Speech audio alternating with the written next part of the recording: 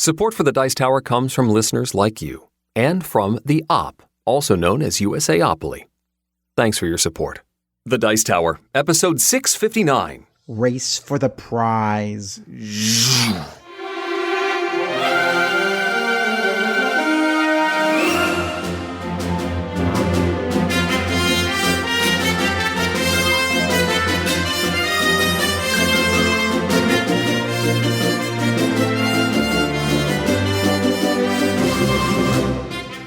Welcome to the Dice Tower, a podcast about board games and card games, and especially the people who play them. On today's show, we dash for the finish line with our top 10 racing games. But before that, Geoff shares the story of a virtual race that went off the rails. And we answer questions from the mailbag about tips for starting Pokemon, the downside to playing solo games, and how we've been saying Wolfgang Kramer wrong for years. I'm Eric Summerer, and joining me now, the Mario Andretti of board gaming, Tom Vassell. I guess I could be Mario Andretti. Okay, good. I'm glad you approve. Were you with us when we went to see the museum in Indianapolis? Oh boy, I don't think so. I know they have sort of a mini museum in the Lucas Oil Stadium, but No. We went to the Indianapolis 500 track. No. You must have gone back. We went the day after. I had to go home. I used to live in Speedway, Indiana. I grew up, well, I didn't grow up there, but I was very young, and my house was like 6 blocks away from the Speedway. And so once a year, it was very weird because it got very crowded outside my house, and we kept hearing in the backyard. I guess, so I'm like a couple miles from the Homestead track. Okay. And which is where they used to have the finale of NASCAR. Now they moved it around, but there's still the track, there's still races and stuff there. It is weird. I just realized I do not hear the track at all anymore. So I guess that's good. I guess maybe when I hear the track, I'll be like, yes, normality. We're back. That's my hope. Folks, welcome to the May episode, or one of the May episodes of the Dice Tower. I'm your host, Tom Vassell. Hi there. I'm the sidekick, Eric Summerer. Now, you are co-host. I'm in the sidecar with the little helmet and the goggles. That's true. Which I forgot to fasten properly. And so in those 1960 movies, it would always spin off and Eric would go down a separate road. But then somehow we would reattach. Yes, that's how that halfway works, through right? The race. I think that's how physics works. So. All right, so a couple things to tell everybody. If you are listening to this, then you're listening to Dice Tower, and we appreciate that. We would like to encourage you to also check out our YouTube channel. And we have a Dice Tower chat going on every night. Some of you are probably super stir crazy by now, and it's just a way to hang out with other people and talk about games. We try to do live stuff on there all the time, so stick with us. Now, we have a bad good news, right? Bad good news. So the bad news is, unfortunately, due to everything going on, we've had to cancel Dice Tower East. Oh, man. And I give exact details and all that stuff out on the web. You can find that on our channel and on our Facebook page, etc. However, the good news is Dice Tower Spectacular, which will be a week of all kinds of live stuff, live top 10s, not just one, not just two, but 5 top 10 lists. What? And more, all kinds of interesting things we're going to be doing that week. We have an announcement that won't necessarily surprise you, but that you don't expect. Maybe it will surprise you. If you don't expect it, isn't that a surprise? I don't know how to explain it. It's going to be an announcement that people are going to go, what? But that makes sense.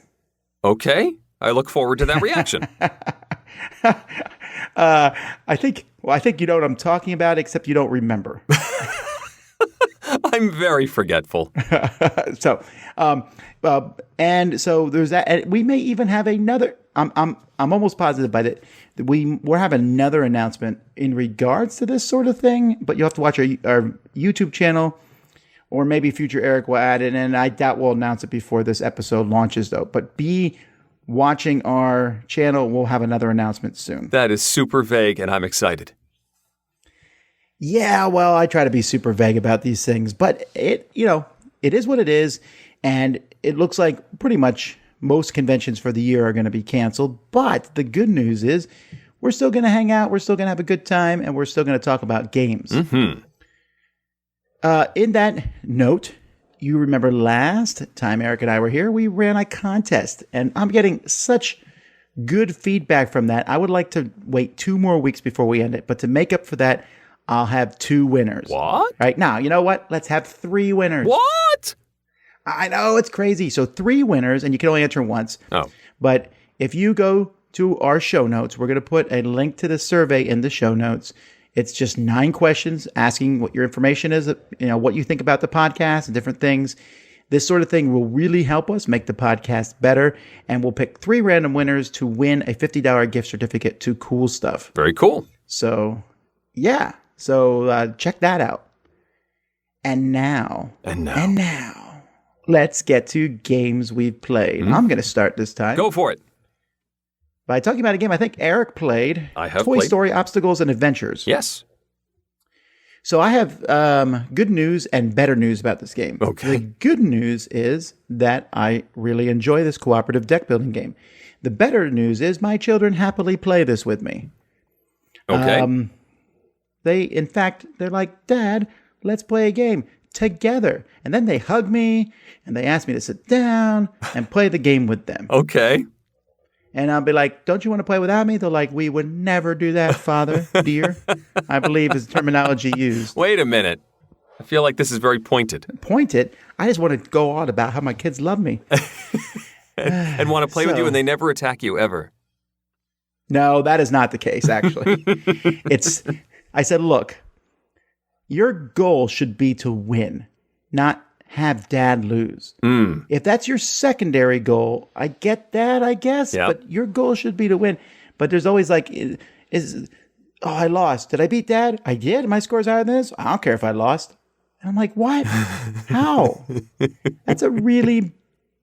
Anyhow. So Toy Story Obstacle Adventures, I won't go too much into it. It's a cooperative deck building game that has 6... it's a series of 6 boxes. I think it's 7. Maybe there's 7. I'm getting a little... I thought it was only 6, but it doesn't matter. No. 6 or 7 boxes, and it goes through all 4 Toy Stories. So if you haven't watched them, I guess there's spoilers in this, but come on now. If you haven't watched them, then you're not someone who's going to want to play this game. Yeah. It's a reskin of sorts of the Harry Potter deck building game. It is not a 1-for-1 copy. In fact, I would say they feel different. Okay. In ways. I mean, the basic mechanisms are the same. But I feel like there's some differences in them. For one thing, I love Toy Story and I like Harry Potter. Big difference for me there. All right.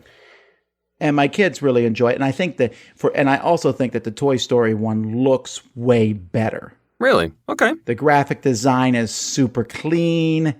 The drawings that they did for the different characters are really cool. And each one you have a mission, and you're just playing a deck building game, and a game where you start with a small deck of cards that give you resources, money to get more cards. You buy more and better cards, put in your deck, and then using these and getting lamp tokens, which you will use to solve different crises that come up. And these crises will do negative things to the players. And you need to try to avoid these negative things, pick the right cards to put in your deck, use your special cards that only you have in your deck and special abilities to defeat the villains of whatever the story is. In each box, there's a different villain.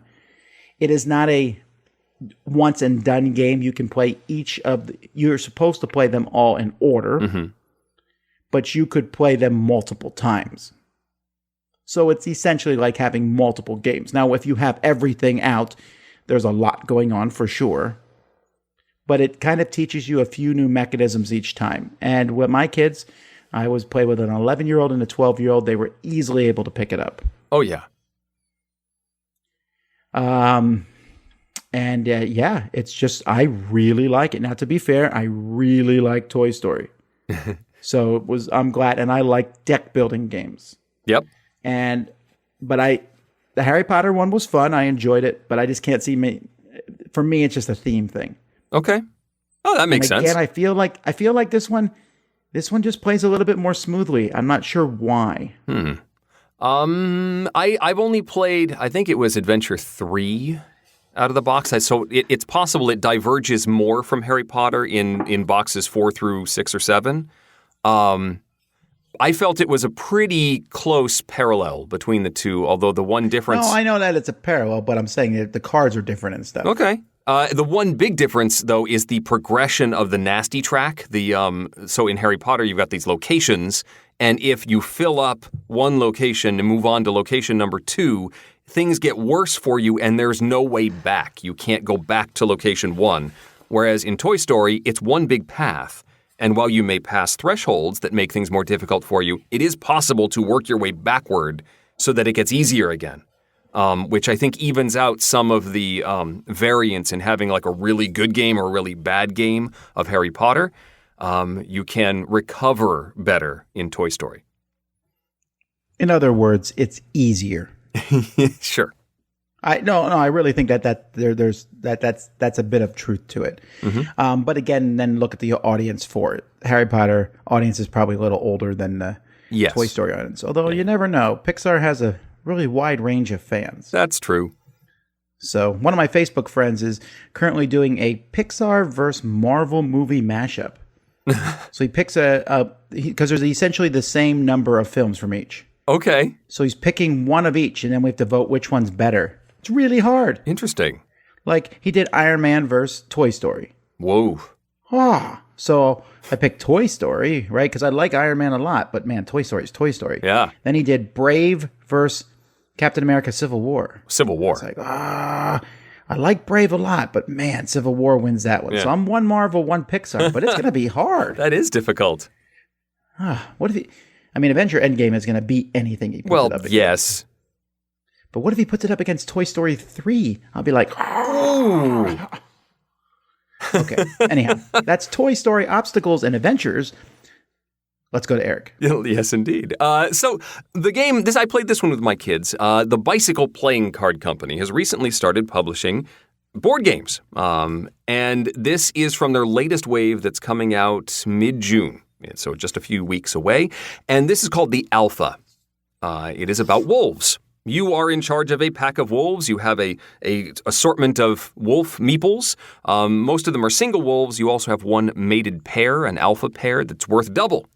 The board is laid out, and there's all these little mini boards with different prey. So you might have bison, you might have beaver, you might have fish, and there's like large boards, medium boards, small boards. There's even a livestock board and even a scavenger board, which is uncontested food, but the reward isn't very big. You're going to spend your turns placing your wolves out on these boards, and some of them are nearby. They don't cost anything to go to. You just place your token out there. Others are in the deeper woods, and it costs you a food. You start on like 5 on the food track, and the object is to get more food than your opponents. So you have to pay a food to place a meeple, a wolf, on one of those more distant boards, but they're worth more, which is why you'd want to do that. After everyone has placed all of their wolves, you will evaluate those boards, and whoever the leader is will get the food from those boards. But if there is a tie, then you have to do one of these prisoner's dilemma things where do you share the food or do you fight over the food? Yes. And if only one person fights, they get all the food. But if multiple wolves fight, then they hurt each other, knocking one of their wolf meeples out of contention for the next round. And then any other wolves will then get to share the food. They get to pick off the scraps after the wolves got hurt. There's also a die that goes with each type of prey, and so it's variant. I may be the leader in bison, but it may turn out that the payoff isn't as high. They could end up as carrion. So we've thinned the herd too much, and on the next turn it's going to flip over, and I'm not going to get as much food from that. The livestock has a really big payout if I'm successful, but there is also a very high chance that wolf dies and gets removed because I went hunting on a farm, and I didn't make it home. That removes that wolf from contention for the rest of the game. You continue, I think, 5 rounds, and then most food wins. It's a pretty straightforward area control game. My kids liked it, partially because they liked ganging up on Dad. Anytime I was leading in anything, they would make sure that wasn't happening anymore.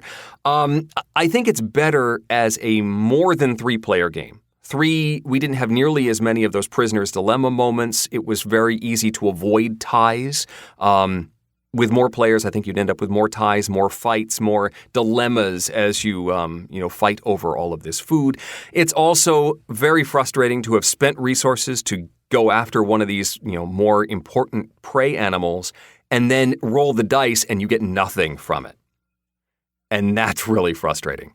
So this one really wasn't a favorite of mine. The kids liked it. I would rather play other area control games. I think it's a little too random for my tastes, but the production is pretty nice. Those wooden wolves are cool. The linen finished box is nice. So a good effort from the Bicycle Company, just not really my taste for the alpha. Well, I'm looking forward to trying this one out because, I don't know, I just think it's exciting that Bicycle's making games. Yeah. So, alrighty.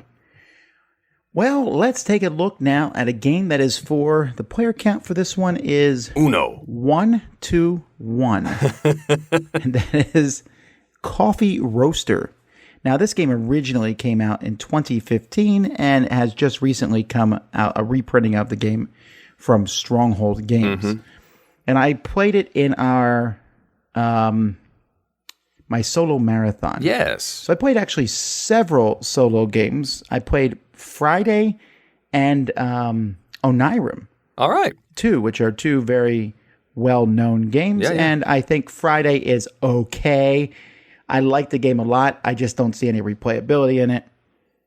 And, I feel like it's going to be the same game every time, just the deck being shuffled differently. And Onirim's fine, and it reminds me a lot of Solitaire. Okay. Coffee Roaster, on the other hand, I really like. Really enjoy this one. In this one, you are roasting cups of coffee. Yes. And you do so, you have a bag full of different tokens, and you're going to be trying to make these tokens better. You get beans that are, some of them are at 0, some of them are at, maybe you get some that are 1, maybe you get some that are like just hard peas or whatever they're called. They're like less than 0. And each turn you pull a certain number of chips randomly from the bag. And then you will use these chips. Sometimes you draw flavor tokens, which you can use to activate special abilities. And then you will roast all the beans that you pull from the bag. And also they're going to go up a level. So if I draw some, 2 0s and 2 1s, now I take them out of the game and put 2 1s and 2 2s back in my bag. And so you keep doing this. You pull these from the bag, but you have to know when to stop. So it has this push your luck element, and you all know I'm really bad at that. But you are consistently watching the total number of coffee in your bag, and at some point you're going to stop after using special abilities and roasting these beans. Mm-hmm. And then you're going to pull chips from your bag till you fill a coffee cup. And you have a chance to throw away 3 of these chips, or more or less, depending on the scenario and what special abilities you activated. But you're going to have to fill the coffee cup, and then you will score positive or negative points, and you're trying to hit a very specific number. So you could just, you can't roast the beans too much. And it's really entertaining for me. Each, there's different cups of coffee that you will try. Each one has a different starting one. And these special abilities, you got to figure out which one you want to use. Like one special ability gives you the opportunity to throw more chips out when you pull stuff in. One lets you start with a 3-bean coffee in the cup already. It looks really cool too. I like how it looks a lot. It has a very tactile feel. Obviously you could probably play something like this as an app, but it has a tactile feel pulling stuff from the bag. There is one major flaw with the game, and that's that the rule book was written by someone who hates humans. Okay. It is not a good rule book.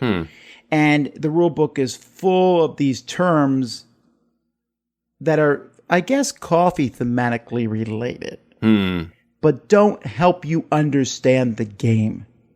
When I played this, I played it live. I read through the rule book, got the rules. There's hundreds of people in chat explaining to me what I missed. I played a game, got things wrong. People in chat explained to me somewhat not so softly what I did wrong. I'm looking in the rule book, and finally I'm like, okay, if I squint my eyes at this line, I can see what it means. It was just not well written at all. I heard that the original rules were better written. Interesting. Well, you've played this one, right? I played the original version, so I don't have any experience with the reprint. I enjoyed it. It was one that I didn't think was going to hit the table very much for me, so it has left my home since then. But I remember enjoying the system and that cycling of the beans and trying to get that perfect cup and that being an interesting challenge.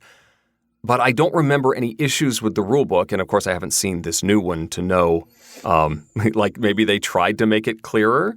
The designer is Sashi, so it's a Sashi and Sashi game. And so it's translated from Japanese. So maybe they were trying to fix something that didn't work out very well.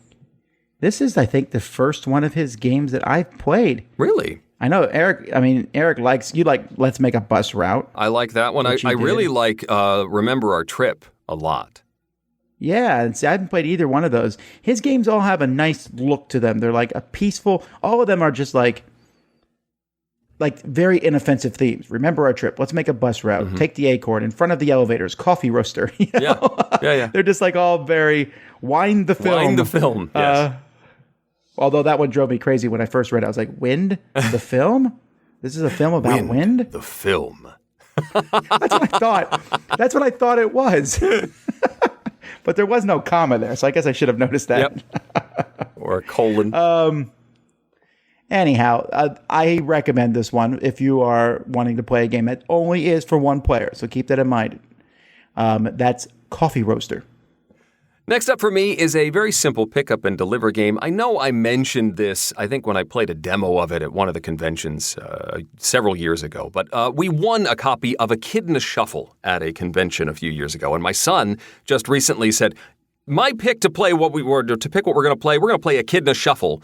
And we pulled this one out, and it is a two-sided board with various spaces for these echidnas, which are adorable plastic pieces. They're good-sized, like fist-sized, maybe baby fist-sized echidnas that you will place randomly around the board on varying spaces. And the spaces all have arrows that connect them to each other in whirling patterns. And you are trying to get your bugs, which are picked up from a particular location, into your stumps, which your opponents place as far away from your starting location as possible. You do this with a roll of the dice. The die results go from 2 to 7. And you roll the dice, and that's how many movements you get. Of course, the echidnas can't jump over each other. So if there's an echidna in your way, you have to move the ones in front of it in order to move them around. That's where the shuffle comes from. And then on your next turn, you're going to basically get the opposite value on the dice. So if you got to move 7 this turn, you're only going to move 2 on your next turn. And then on your third turn, you roll the dice again and begin the process. When you stop on your pickup space, you get to put a bug on there, and then you will shuffle toward your stump and hopefully drop it off. But all of the echidnas are communal, even if they're carrying your bugs. And so other players can move you off of your track that moves you away from your stump. It is a two-sided board. I had only played the basic version before, and my son destroyed me. I said, "All right, buddy, we're gonna flip this thing over, and we're gonna play the much more convoluted, crazy whirligig side, like the winter side of the board." And he again destroyed me. So, big thumbs up from the kids. I really like it. It's cute. It's very simple. But it is an adorable production and a simple pick up and deliver game where you can do some nasty things to your opponents if you're feeling like it. Echidna Shuffle from Watzelpogue Games. I'm still waiting for his next game. Echidna Candy Store. Yep. You told that joke the last time I talked about this. It's not a joke. He's actually making that game. I'm sure he is. I wasn't making a joke. I'm sure he is. No, he is. No, really, I believe you. It's very funny. He told me. Go ahead. He said that he has the name and he's making a game around the name. So I hope the game's good. All he has to do is make some sort of game about echidnas in a candy store and he's fine. Yeah. Could be anything. Do you not believe this? Look at the name of his company. Come on now. Yes. All right. The next game I'm talking about is called Tasty Humans. And no, this is not about cannibalism. In this, you are playing a giant monster. Let's say a dragon or a wyvern or a troll or something. And heroes are coming out to fight you, and you're just going to keep eating them. And so basically, it's a drafting game. On your turn, you will draft a hero. There's a bunch of heroes in a grid, and you will pick the hero, and whatever hero you want there, and you pick it. And each hero comes with several body parts. Now, don't worry, this isn't gross. They just show you.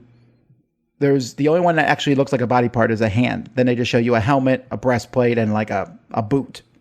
Right, so they actually, I guess you're not eating humans, you're eating their armor, but whatever. And it comes, and these are arranged in some sort of Tetris shape on the cards.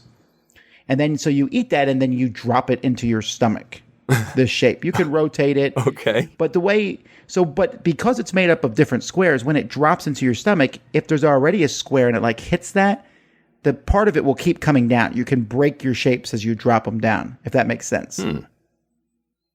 And so you're going to be filling up the stomach with these different symbols, hands, helmets, armor, and boots. And sometimes there's some of the people, when you take them, like if you take a hero who's next to a swordsman, the swordsman will stab you, and you also have to like take a wound, and you drop that in your stomach too. Okay. And after everyone drafts 2 of these heroes, then you will draft basically a point tile, and you'll drop these point tiles into your stomach. And this keeps going. You do round after round till one monster's stomach is completely filled up, which is around 4 rounds or so. And then you will score all the point tiles that you dropped in. So like a point tile might be the number of helmets that are next to this tile are 2 points each. Or the number of hands that are in this row are 2 points each. Wounds are worth negative points if they come together in a group. Each of the monsters has a special scoring ability too. And it's a pretty puzzly little game.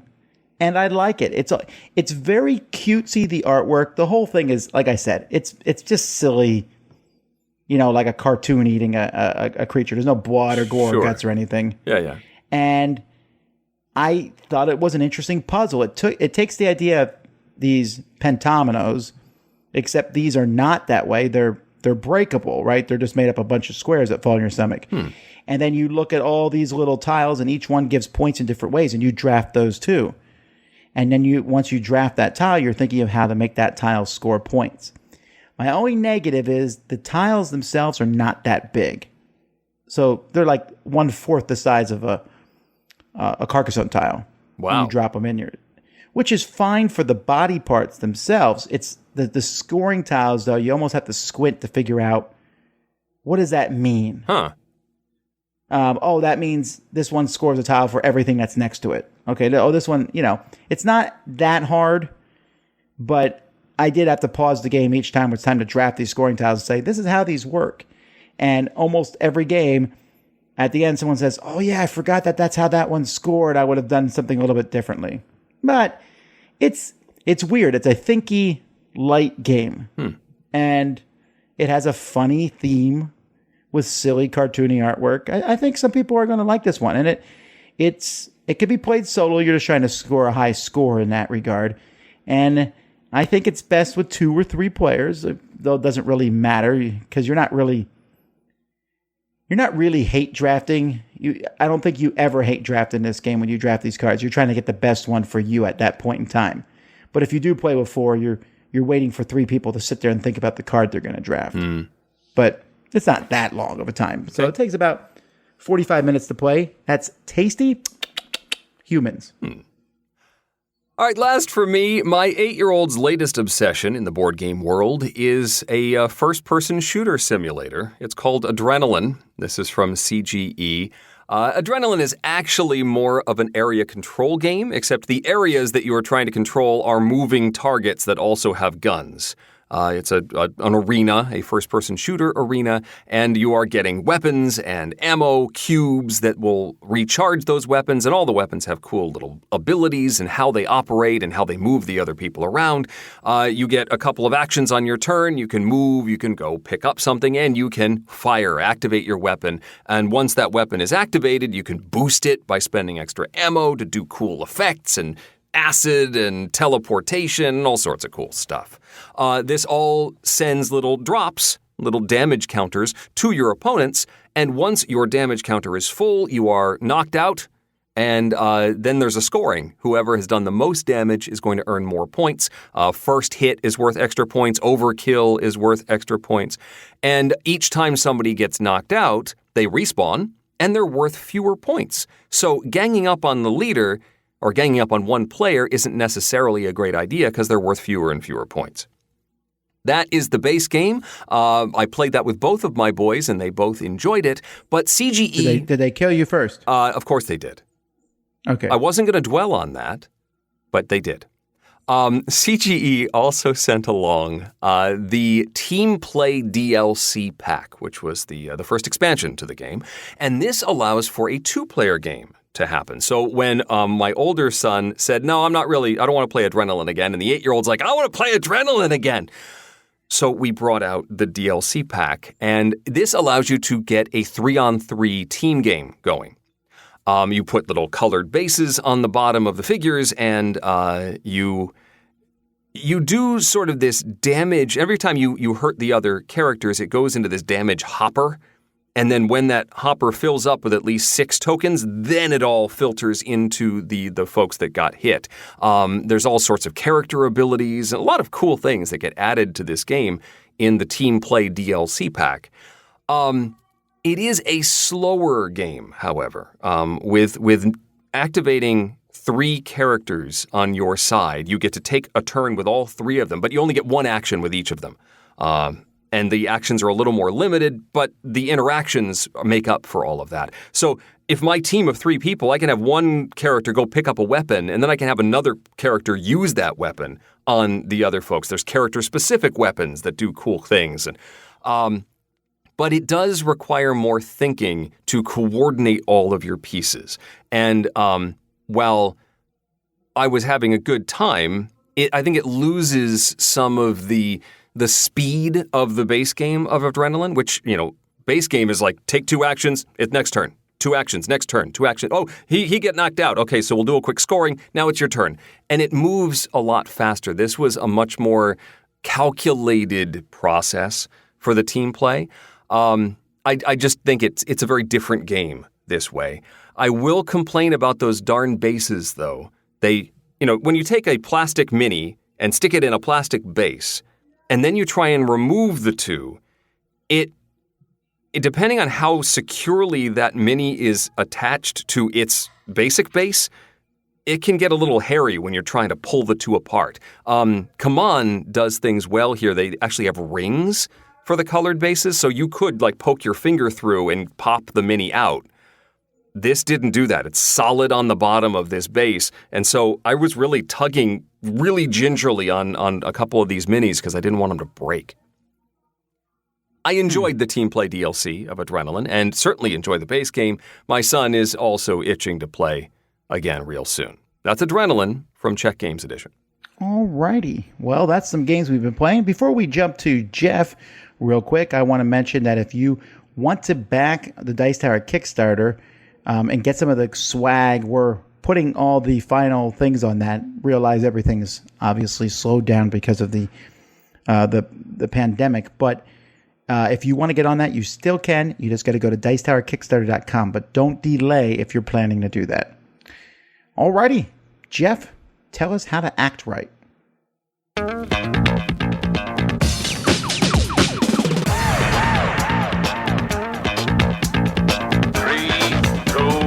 1, go. It's time for Game Tech with Geoff Engelstein, where we find out how games really work. In an attempt to fill the void in sports broadcasting, NBC recently hosted a virtual IndyCar event played on the iRacing platform, with pro drivers using computers and racing wheels from their homes to participate. It was put on like a real broadcast event with multiple camera angles, overlays, replays, and the actual announcers that do car racing for NBC Sports. Everything went well in the 70-lap race. It was competitive, exciting, and looked like the real thing. And then, with 3 laps to go, things, went off the rails. Lando Norris was in the lead when he caught up to a slower-moving car driven by Simon Pagenaud. Normally, race protocol would dictate that Pagenaud allow Norris to pass, or at least not deliberately obstruct him. Instead, he moved in front of Norris and hit the brakes, sending Norris slamming into the rear of Pagenaud's car and putting both of them out of the race. Now, that's a move you do on the New Jersey Turnpike, speaking from experience here, not an IndyCar race. Now, just a few laps later, 5 cars were closely bunched for the lead on the final lap. Coming out of the final turn, there were 2 separate collisions, and the car that was in 5th place ended up winning, as the top 4 all ended up in pieces on the track. Now, Pagano, the driver that slowed suddenly a few laps before, after the race at first said he was slowing down to prepare to enter the pits, but later he admitted that he had deliberately done it to get back at Norris for an earlier slight in the race, but that he didn't mean it to end up as a crash. He just intended to slow the leader down. And one of the drivers involved in the final crash has said he thought it'd be exciting to have a big crash right before the finish line. "It's for the TV, it's for the fans," he said over his comms as debris littered the track. Now, these professional racers were all playing the same game, racing to win, until they weren't. And some of the affected racers were, unsurprisingly, not happy. Many pointed out that they had invested a lot of time for them and their crews, preparing for the race, practicing, working on car setups, and more. Now, you could simply dismiss this all as classic online trolling, but there are a bunch of things I find really interesting about this story. First, racing involves heavy machines moving really, really fast. There's a bunch of rules, spoken and unspoken, around driver behavior during a race to keep everyone as safe as possible. iRacing, the online league, goes to great pains to emulate these rules and eject people who do not abide by them and cause trouble during races. There are a series of leagues for racers of different experience levels, and you need to prove yourself to advance higher and higher into more expert leagues. So when you race at a higher level, you have some assurance that the people have behaved properly in the lower leagues and know what they're doing. And if you get emotional and heated during a race, you have so much time invested to get to that level that you will think twice about acting rashly and getting knocked down to a lower league or ejected completely. So there's the threat of consequences that helps to keep racers in iRacing in check. However, the organizers also carefully create a magic circle by cultivating the fantasy of being a, quote, real race car driver. And the real race car drivers follow those rules, so part of the fantasy is also following the rules. Now, in the past, I've talked about the magic circle, but as a quick refresher, the concept was first introduced by the Dutch philosopher Johan Huizinga in his seminal 1938 book, Homo Ludens, about the role of play in culture. When we play a game, we all step into what he called the magic circle, where all the players agree to be bound by the rules of play, whatever they may be. By cultivating the fantasy of being a professional driver, the creators of iRacing were able to subtly and skillfully guide all of their players into the same magic circle. The professional racers, on the other hand, did not all enter the same magic circle. Some indeed entered the intended circle of an actual race that would be aired on NBC, but others treated it as a lark, when there weren't any real consequences for their action. For a change, no lives were on the line, so they could let loose a bit. And as always, when 2 different magic circles collide, things can blow up, literally in this case. We all see this around the gaming table. You may want to play a game seriously or just be joking around with friends or try crazy stuff. The key is that all the players are in the same magic circle. No magic circle is more or less valid. The important part is if all are on the same page. If all the players are serious except for one person who's not even trying and just keeps chatting up the rest of the players, it's a problem. If everyone is looking for a relaxed game, but one person is looking to carefully optimize every move, it's not going to be fun. As designers and hosts, we need to be cognizant of these differences and try to use the tools at our disposal to create a unified magic circle. Theme, artwork, reading the room, even going so far as to have a pre-game discussion, these can all go a long way to get everyone on the same page. The creators of iRacing went to great lengths to get their players in the same serious magic circle. Leagues with levels of expertise, consequences for rule breaking, and the fantasy of pro driving all nudged players in the right direction. But when all these carefully designed guardrails met professional drivers who had no consequences and no interest in role-playing a real race car driver, they failed miserably. And a little foresight could have easily predicted that. It'll be interesting to see how they change the rules going forward in future planned events on the virtual racing circuit. This is Geoff Engelstein with GameTech. Support for this podcast comes from The Op, presenting Blank Slate, the clever party game where you try to predict what others are thinking. It's for ages 8+ with 3 or more players, and it's available for pickup at your favorite toy or game shop or online. So the way the game works is that everyone secretly writes a word that completes a phrase on a cue card, and you have to choose your word carefully because you score the most points for matching words with only one other person. It's fun, it's easy to learn, and you get to think outside the box, but not too far, or you won't match words with anyone. The player with the most points wins. Who knows? If you get good enough at it, soon you might be finishing others' sandwiches. That's what I was gonna say. Anyway, that's Blank Slate from The Op. Tom. Tom. Tom. Hi, Tom. Have you ever accidentally eaten one of your game pieces? Do you ever make a fort out of game boxes? How big can a miniature be before it's not really a miniature? And now, the Dice Tower will authoritatively, definitely, possibly, maybe, answer your questions. Tom, which way to the game library? Thank you, beautiful people. All right, Cathal says, with the onset of solo gaming, I've noticed a potential issue I want to share. I tend to want to play a little bit more than my gaming group, and so they thought that solo games would be a good option. The problem with this is that playing all these extra games makes them improve more quickly than the rest of the group, and therefore they feel they don't want to play the games with them anymore. So an example of this is Tapestry, where they had some fun games of it with their brother. And then after he played a lot of solo games, and they doubled the brother's score. This has kind of ruined the game a bit. So is this something that you guys have noticed? I think it's something for people to think about. When playing solo games, they also enjoy playing with a regular group. Yeah. I do worry a little bit about that, although I've found it can also be a benefit. Like, for a long time, I was way behind the curve on Race for the Galaxy. And I would play with my in-person group and be like, I have to think way too much about this. They're all playing cards like, I'm ready. Why are you still thinking, Eric? Come on, I know what I'm doing here. Just because I just was newer to the game. They had played more than I had. And there was a solo app for a while and played it that way.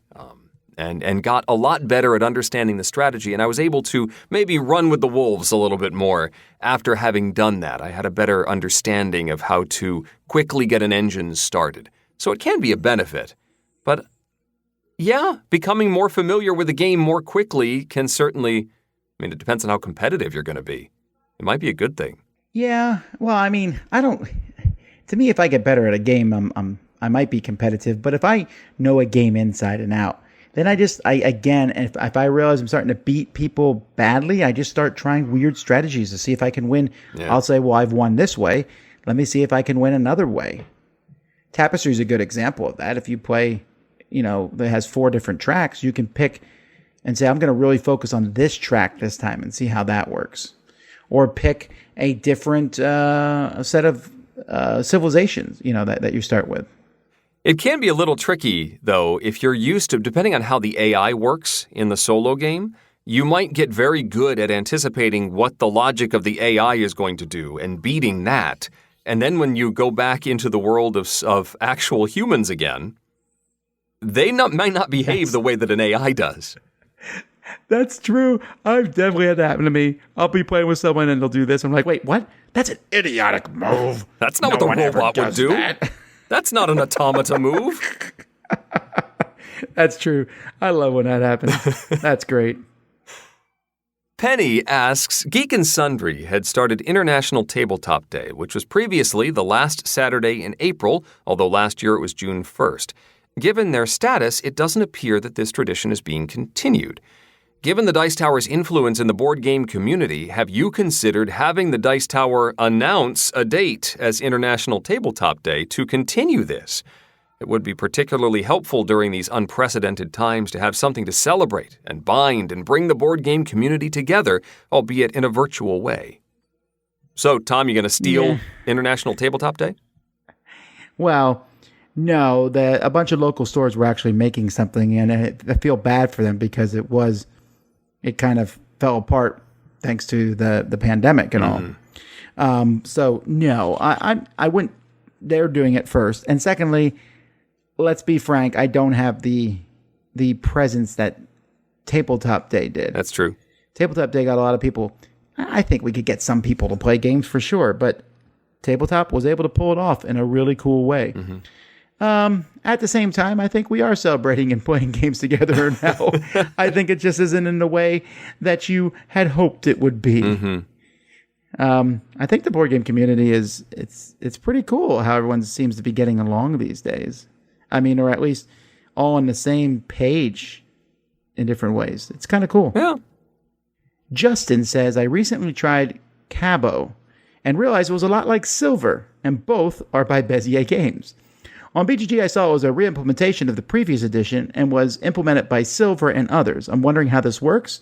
The designers aren't the same, or at least credited with the original game.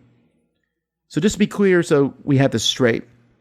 Silver is a re-implementation of Cabo. Okay. Is it Cabo? Probably Cabo. Cabo. Okay, fine. Silver is the redone version of Cabo. Okay. Cabo was published by a small publisher several years ago. Eric liked it, I didn't. And then Bezier bought the game outright. And then he made the re-implementation of it as Silver. And he probably also reworked some stuff, and Ted puts himself in as a designer when he reworks a game. You can argue over whether that's the right thing to do or not. I can see arguments going both ways, honestly. Because he did it with One Night Ultimate Werewolf, too. Right. You know, that was a small game called One Night Werewolf that he bought and changed a lot of stuff in it. Yeah. And now he's listed there as a designer. Is that quite the case? Yes and no. You know, it's an interesting thing. I don't know, Eric, what do you think? I know for One Night, the original designer is also listed as co-designer. I don't know if that's the case with Silver. I do think that that it's usually good form to give credit to the original designer when you are re-implementing something. I guess it's a weird situation if you have purchased it or you've licensed that system, then it's a little less weird to do a jumping off point of your own, since you are technically the publisher of Edition 1. So Cabo has the original designers, Mandy Henning and Melissa Limes. And Ted's the only person mentioned on a new one. But you're right. If he licensed the system, then that's a new game using that system. And he can put it in the game and say, based on the system, you know, Cabo or whatever. As long as the designers aren't unhappy with the situation, I'm okay with it, honestly. It's hard to say what's going on behind the scenes. They may be getting a licensing fee for the system. Who knows? They might have said, we don't want our name on the new one. That's always a possibility. Possible. So, nah. Timothy says, with so many releases being done through Kickstarter, do you have any tips on how to weed out the good from the bad, the sure bets from the more risky projects? Obviously, if you know the designer or the publisher, that's a good start. But I guess I'm asking more about what you see when you read about mechanics, theme, gameplay, etc. I do like the whole, you know, if we knew the sure bet thing, it would be a good thing. Yeah. Right. I mean, sometimes you can spot red flags. Usually it's easier to spot the bad stuff than being able to spot the good stuff. That I think is still a shot in the dark. Because something may sound neat, but unless you've read all of the rules and seen the final components, which for Kickstarter is almost impossible to do, you can't really know for sure how that game is going to end up. But there are some red flags that if they really don't seem to have their act together, and don't have satisfying answers to questions or seem to think they can get a license for some IP that they obviously don't have the license for, that's a red flag, and you should stay away from those things.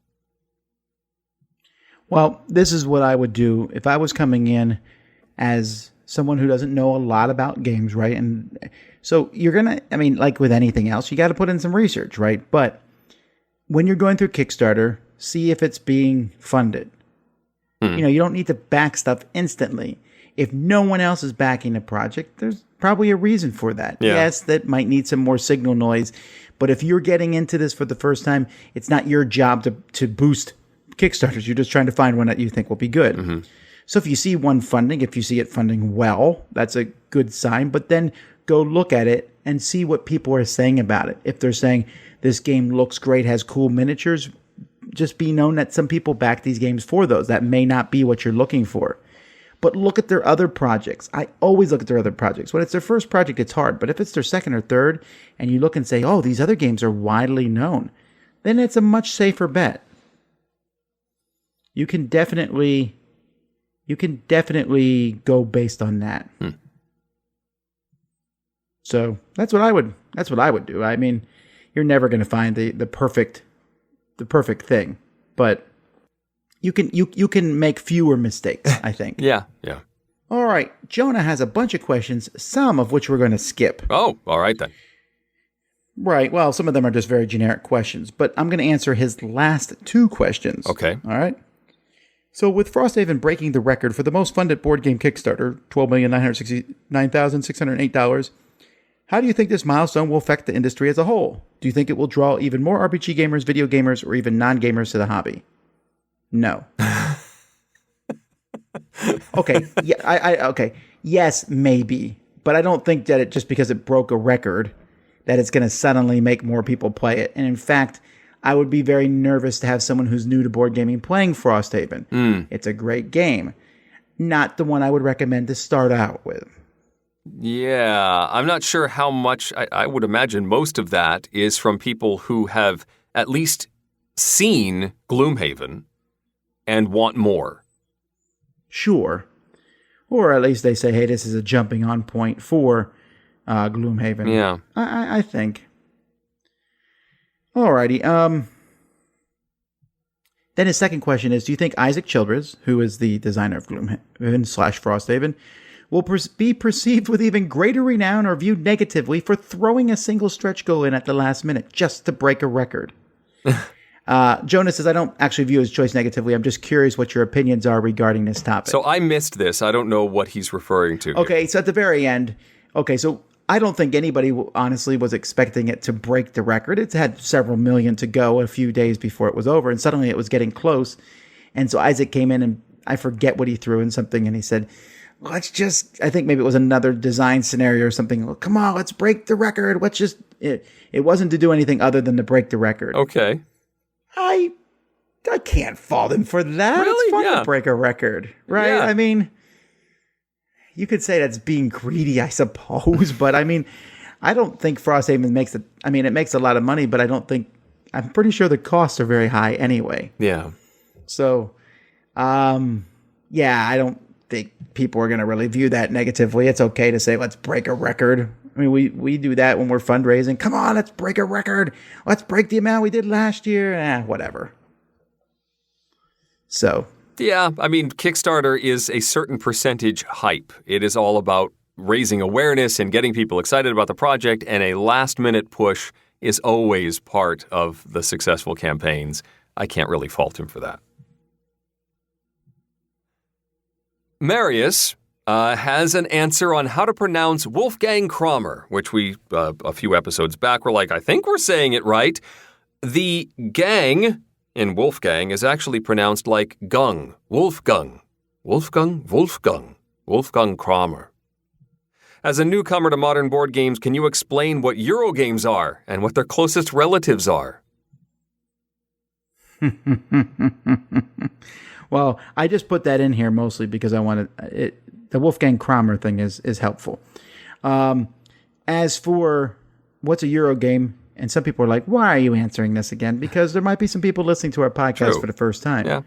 I also wonder, is this term like completely outdated at this point? It's hard to say. I mean, there's so much blending and, you know, the name doesn't really work anymore, but it's useful shorthand for the style of game that we're talking about. Yeah, it's hard to explain. So the simplest thing is Eurogame, which were originally called German games, mostly came from Germany, even though nowadays they're designed in France, Italy, America, Japan, Thailand, whatever. They're games in which the main focus of them is usually to score points in various ways. And after a certain number of rounds, or the first one to score points or what have you, there's usually very little player elimination. It's a thinky style game. There's not a lot of luck in them. Sometimes there's no luck in them.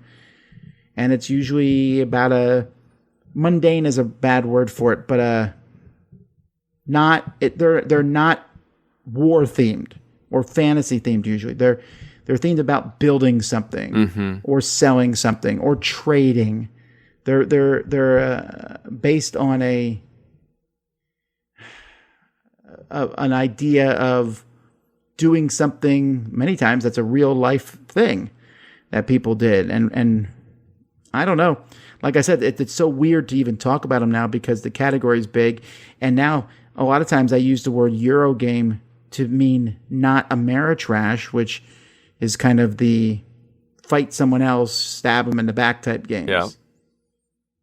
But honestly, I'm very cautious. I don't use the terms as much as I used to because I just don't know how much meaning that particular term has anymore. Yeah. Last question for Eric. Eric, you mentioned playing the Pokemon trading card game with your kids in the past. My son, says Adam, has expressed interest in the game after getting a few random cards from friends. How would you recommend getting into the game, Eric, so that I may buy it and go broke? I didn't say that part. And are there any board games to help ease the transition into playing a game like Pokemon? The easiest way to get into the game is to pick up a couple starter decks. They run from like $10 to $15, somewhere in that range. And they are usually, if you get ones from similar sets, they're usually tuned to play against each other.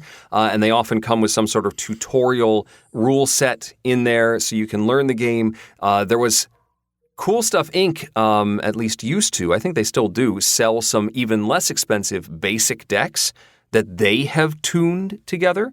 So they have taken some of the not rare the common cards from decks, and rather than sell them as individual cards, they've assembled them into a good starter deck that is, a nice grass type deck. Here you go. Here's a nice water type deck. And that works very well. You don't have to go overboard, especially if you stick with a couple of starter decks from the same level. You can have fun playing against each other without having to add too much to your deck. But it is a trading card game. The idea is to buy some booster packs and see how you can add those into your systems. That's a good way to learn the game.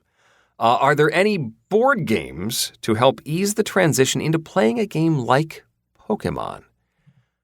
I don't know if there's one that would work quite the same way. It's so it would be a battle type game with a one-on-one format and then a bench of monsters in waiting. Nothing is immediately coming to mind that works exactly the same way. I mean, part of what makes Pokemon is the building of your deck. So the only other games I can think of are other trading card games like Magic, Yu-Gi-Oh! I can't think of a board game. Do you, Tom? Think of one that... No, don't get me in on this. I don't know. Leave me alone, says Tom. No, I think the best transition into Pokemon is just to pick up Pokemon. Got to catch them all. All right. Well, there you go. So those are our questions, folks. We need questions. Send them to us at questions@dicetower.com. We're looking for interesting questions, something we've never been asked before, something different, something that can give us a good discussion where I can prove Eric is wrong. And hey, if you want to send in a tale of horror, we won't turn those down either. That's true. All right. It's time for that time. It's time for that time. It is. When is it not time for that time? When it's bedtime and I'm like, I'm not going to sleep. And it's, wait a minute, hang on. Just let's go. It's a Dice Tower Top 10. The Dice Tower's Top 10 list is brought to you by The Op, also known as USAopoly, at theop.games. Alrighty, folks, it's time for the top 10 best racing games. Now, we did this one before in the past, but it has been a while. It has been a while. 5 years. July 2015, episode 413. Sometimes when Tom, he's like, we're going to do our top 10 racing games. I'm like, we just did. We know it's been 5 years. Oh, my goodness. So, yeah. Well, so there's a couple things here. A racing game is obviously the first to reach a goal before other people, but I defined mine a little tighter than that because there's a lot of games where the first person to get 16 points wins. So it's a race to 16 points. And yes, those are technically racing games, but I did include those. All mine have, let me make sure before I say something stupid here. All mine have a physical ending point where pieces are moving from one spot to another. I believe I followed that restriction pretty much as well. There has to be some sort of positional element to what I would call a racing game, even though you might be racing to a certain total. Right. Wide of a category. Yeah. There are other types of races, but that is not a racing game. These all fit, I think. Yeah, there's some that might not be a traditional race that you might think of, although there is still basically horse racing and car racing are the two main racings, Mostly. but not the only ones. Yeah, we'll get there. Evidenced by our list. So let's get started. Number 10. We'll start with my number 10, which is The Quest for El Dorado. This is Reiner Knizia's take on deck building games. You have a modular board with different terrain types, and you're trying to get your explorer to El Dorado at the end of the track, and you do this by playing cards that get you over different terrain types. There's a positional element where you're blocking the other players, you're drafting more cards to make your deck better, and hoping to get there faster than your opponents. It's a pretty cool system. There's a few expansions that I don't think I've played the newer set. But I really enjoy it. Plays quickly. I like deck building games to begin with. I wish the cards were bigger. That's my only complaint. They're tiny little cards. Quest for El Dorado, number 10. All right. Well, this was my number 11, so I was pretty close to this one. I like this one a lot too. I haven't played the new version of it yet. I need to get around to doing that. All right, my number 10 is Odin's Ravens. Odin's Ravens is a 2-player racing game where you have a white raven and a black raven and they're racing each other. And you're just trying to manipulate the track to make it so that your raven gets to the finish line first. That's pretty much the whole game. Originally was a 2-player Cosmos game, then was unfortunately one of those Kickstarters where the person ran off with the money, but then was eventually reprinted by Osprey Games. Yes. So that unfortunate incident is forgotten, and I can promote it once again. Yes. So Odin's Ravens, this is the only one on my list that I believe is only for 2 players. Some of these you can play with 2 players, but I found that racing games usually work better with more, although Eric's Quest for El Dorado can also work with 2 players. Sure. So that's my number 10, Odin's Ravens. Odin's Ravens made my short list. It's probably 11 or 12 on there. Lovely game. And I always remember The Magic Way. I will say this is the most crossover we've had in a long time. Very true. Number 9. Speaking of which, my number 9 is going to show up on Tom's list. I would talk about it, but I drafted the mime, so... Fine. My number 9 is the very first Spiel des Jahres winner, and that is Hare and Tortoise, or sometimes it's called Tortoise and Hare. It's confusing, but you'll figure the game out at some point. Hare and Tortoise is you're a bunch of rabbits racing, and you are racing around a track, and you're using carrots to move. Different amounts of carrots will move you different spaces, but if you want to move farther, the number of carrots you use goes up exponentially. So I don't remember the exact thing, but it might cost you 1 carrot to move 1 space, 3 carrots to move 2 spaces, 5 carrots to move 3, 10 to move 4, something like that.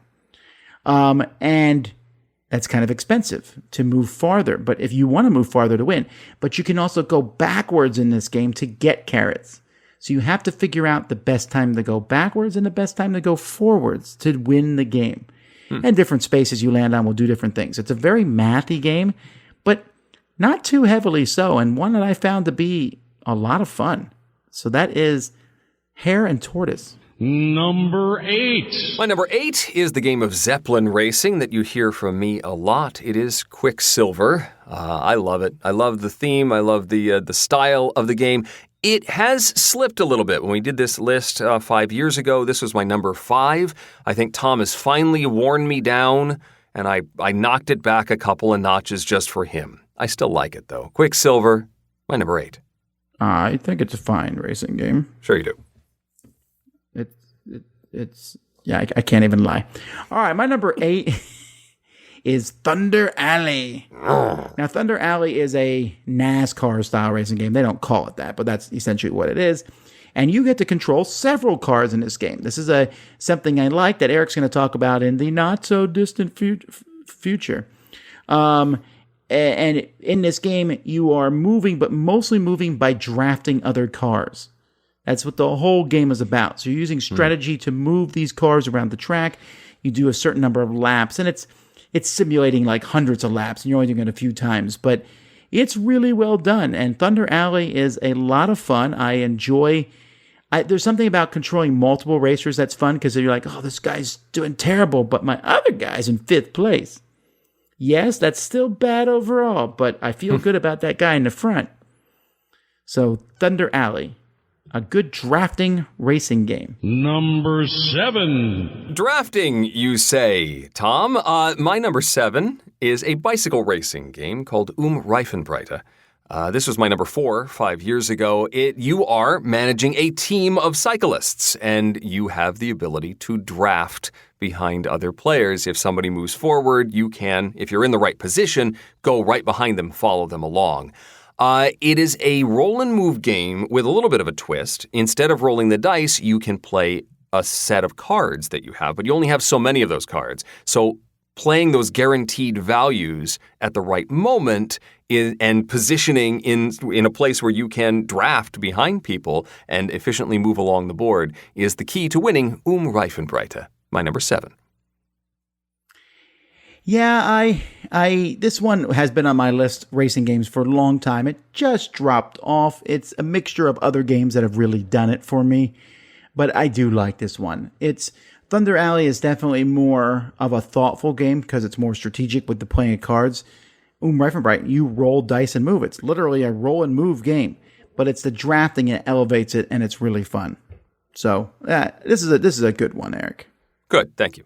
My next one is higher on Eric's list. I swear it would have been first, and then he cut me off. I will shoot him in the back of the head. Number 6. My number 6 is Formula D, or Formula Day, if you want to go with the earlier version. This has also slipped a little bit. This was my number 2 the first time, or the last time we did this list.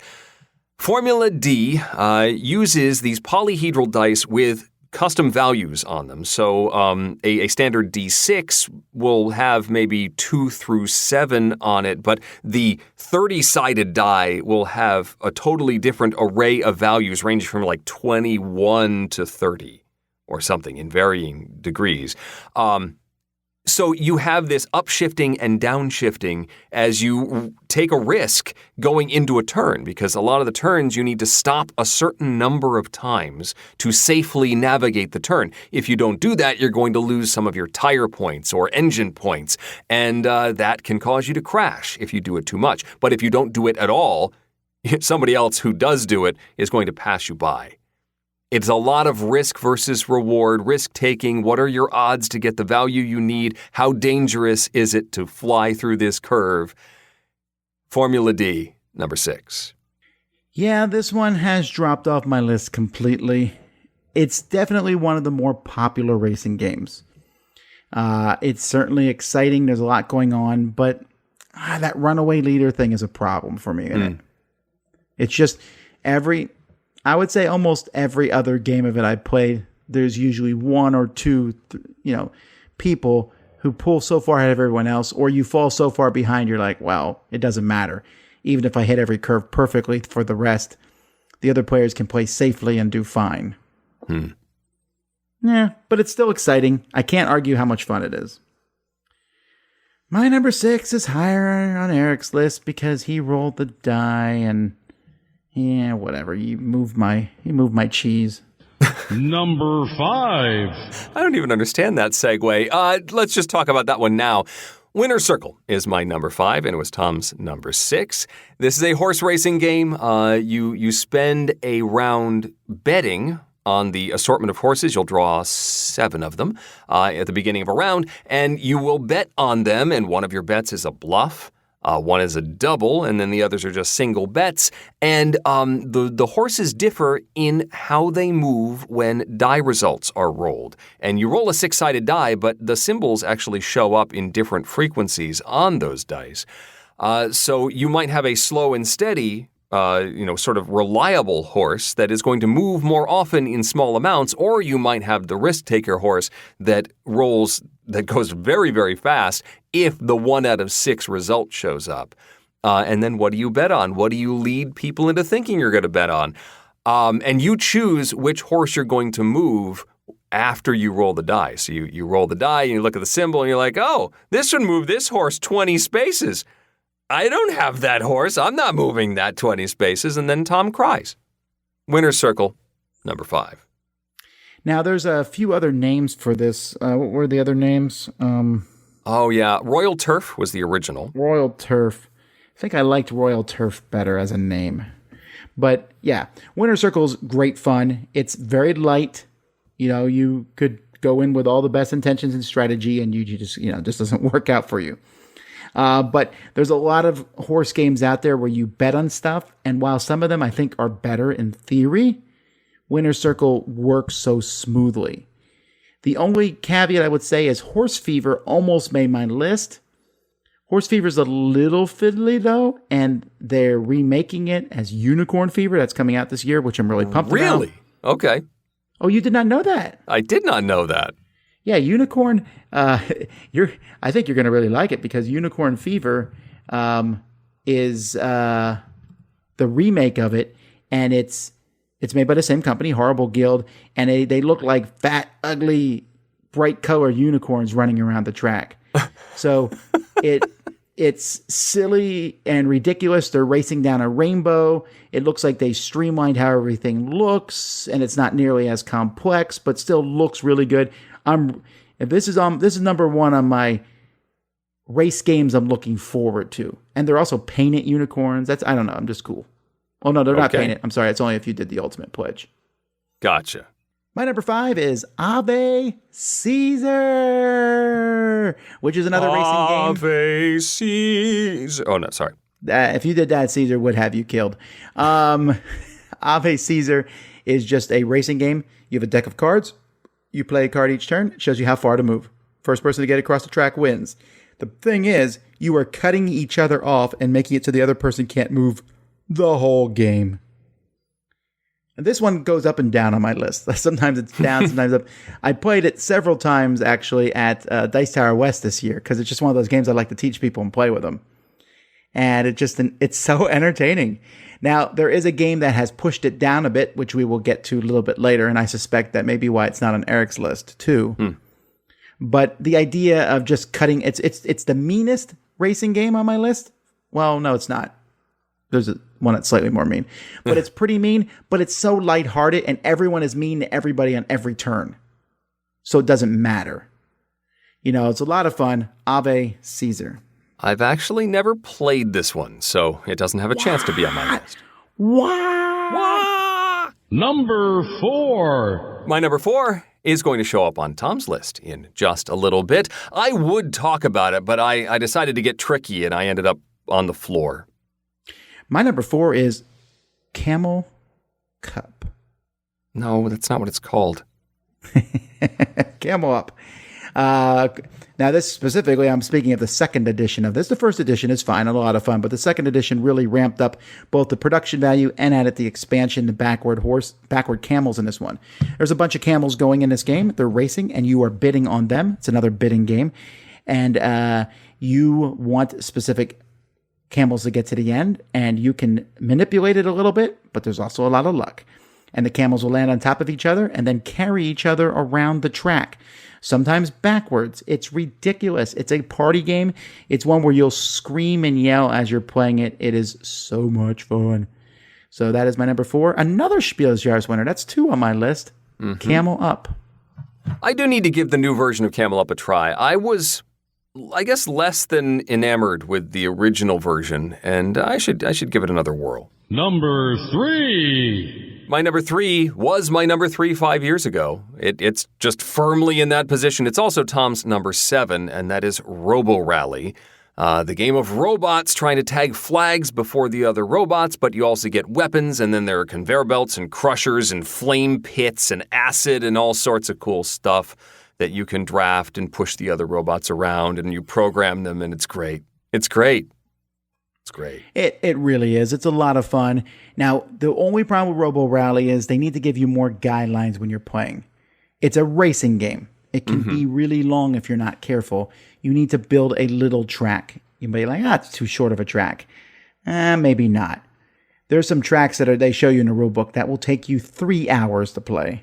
Yeah, that's Robo Rally is not a 3-hour game. Yeah. But it's a programming game. It will get you annoyed as all get out. This is the one I would say is the meanest game on this list.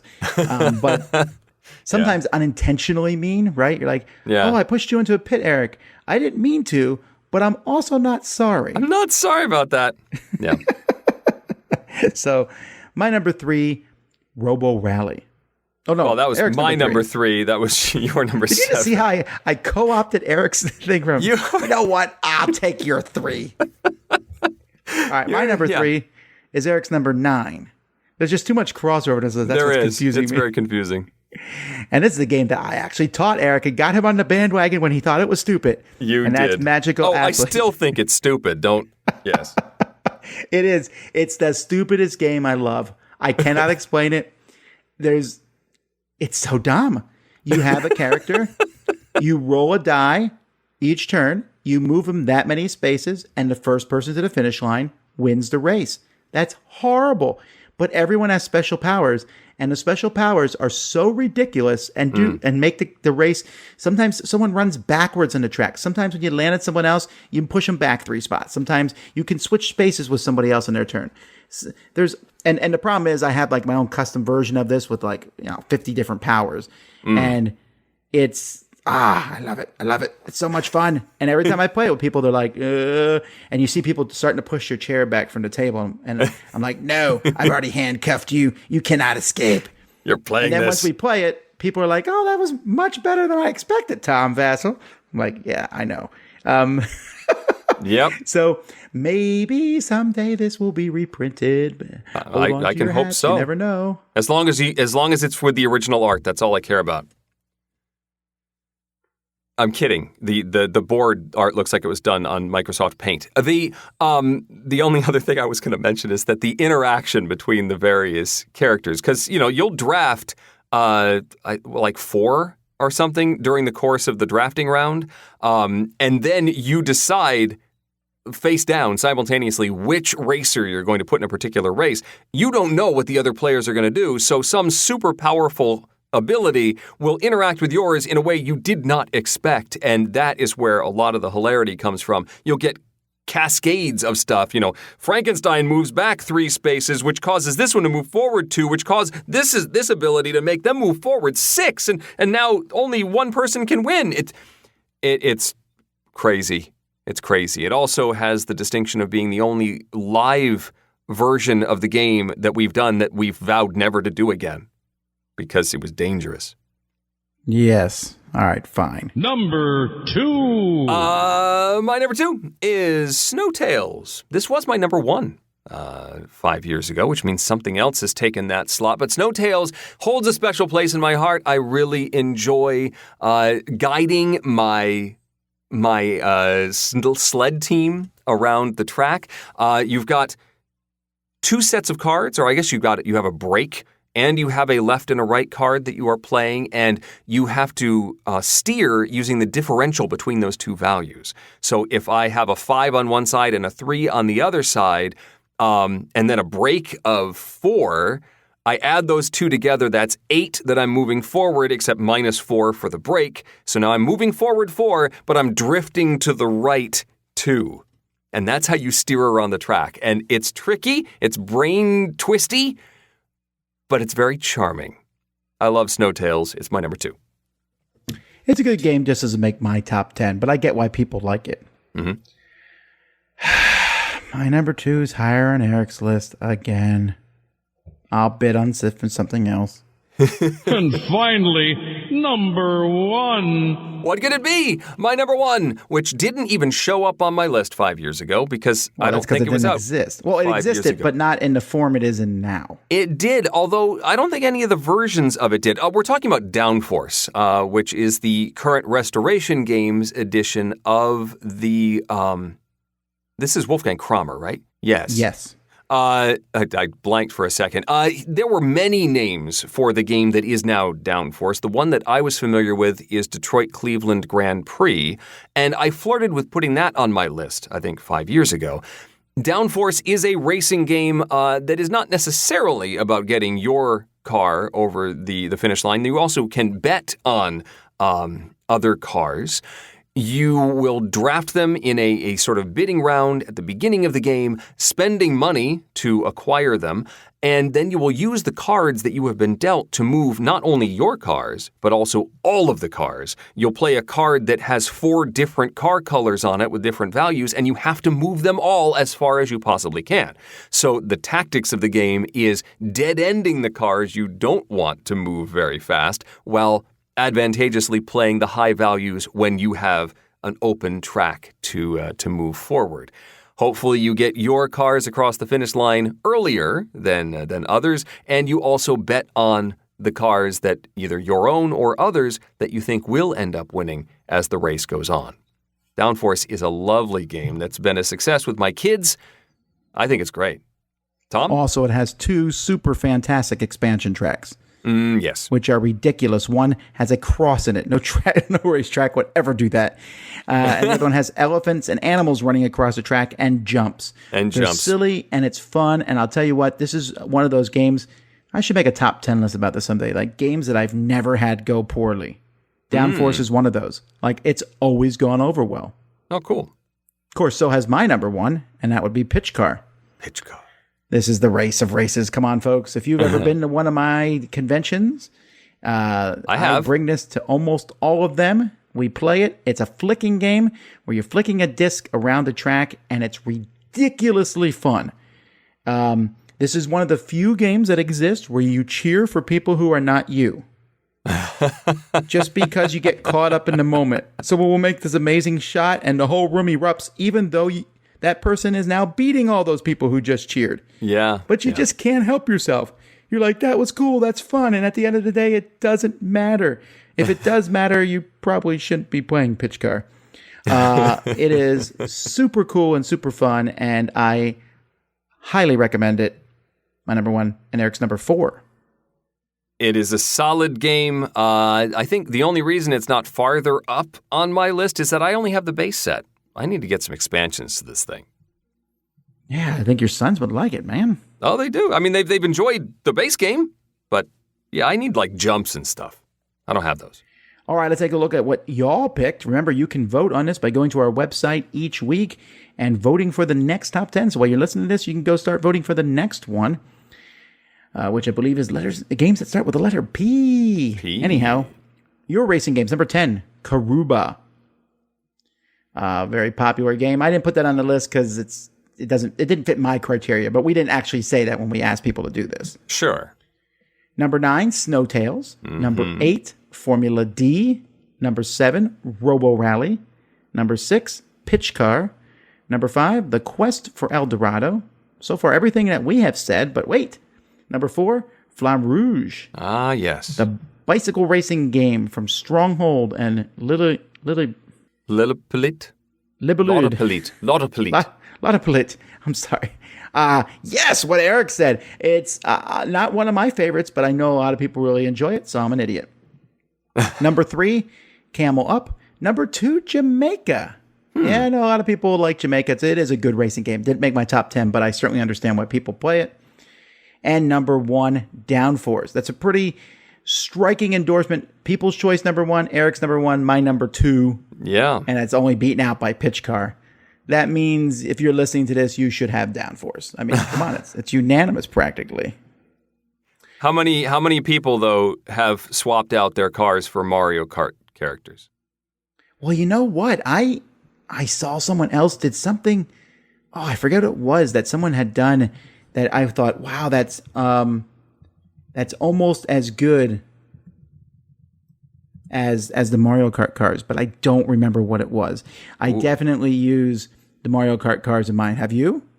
I haven't actually done it yet. I think the last time we spoke, I hadn't figured out how to get orange, and you said it's Donkey Kong that you make orange. The brown car is now orange. Sure, and maybe that's what it is. Yeah. But I need to try it.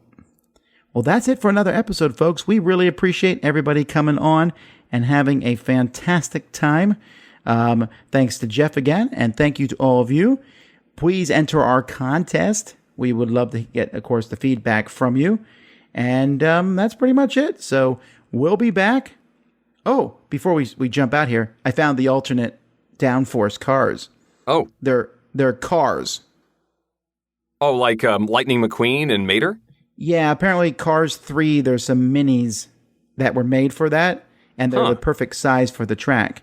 And now Eric's suddenly thinking maybe he doesn't want Mario and wants these instead. I may be searching for these, yes. They're from Mattel. Okay. So they fit on the track. They're almost perfect, but good enough for what you're trying to do. Okay. Interesting. Alrighty. Well, anyway, now for real this time, we're going to end the show. Until next time, I'm Tom Vassell. I'm Eric Summerer. And you've been listening to The Dice Tower. Thanks for listening. Promotional consideration has been provided by game publishers in the form of review copies of games. This episode, number 659, was recorded on May 14th, 2020.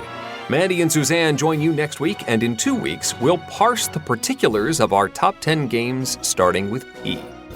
This podcast is sponsored by listeners like you. Thank you for your continued support. And speaking of support, the Jack Vassell Memorial Fund is dedicated to providing support to members of the board gaming community in their hour of need.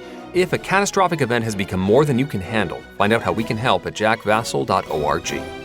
The Dice Tower is produced by Tom, Mandy, Suzanne, and Eric, with assistance from Rob Searing, Mike DeLisio, and Roy Cannaday. The tragic consequences of spending too much on cheerleading equipment brought to you by the downfall of Pom Pom Pay.